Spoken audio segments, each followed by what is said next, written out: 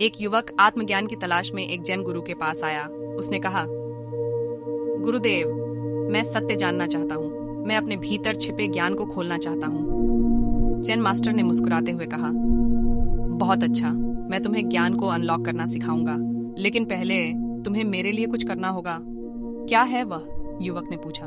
Jain master ने कहा, आपको जंगल में जाना होगा और सबसे बुद्धिमान पेड़ ढूंढना होगा, और जब तुम्हें वह मिल जाए तो उस पेड़ से एक पत्ता मेरे लिए ले आना। युवक हैरान था। लेकिन मुझे कैसे पता चलेगा कि कौन सा पेड़ सबसे बुद्धिमान है? उसने पूछा। तुम्हें पता चल जाएगा, जैन मास्टर ने कहा, बस जंगल में जाकर देखो। युवक जंगल में गया और सबसे बुद्धिमान पेड़ की खोज की।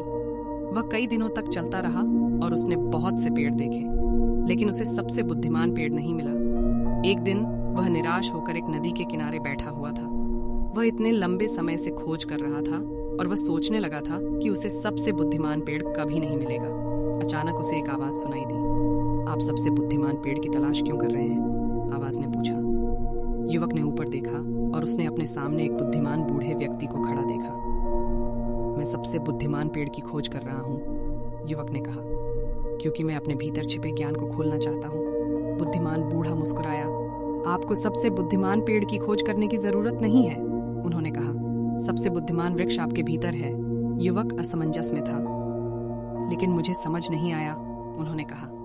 सबसे बुद्धिमान वृक्ष मेरे भीतर कैसे हो सकता है? बुद्धिमान बूढ़े व्यक्ति ने कहा, सबसे बुद्धिमान पेड़ आपके भीतर है, क्योंकि पेड़ आप हैं।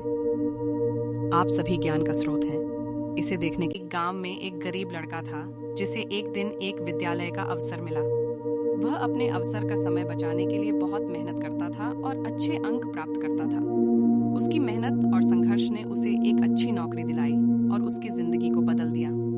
यह कहानी हमें यह सिखाती है कि अवसर को महत्व देना और मेहनत करना हमें सफलता तक पहुंचा सकता है।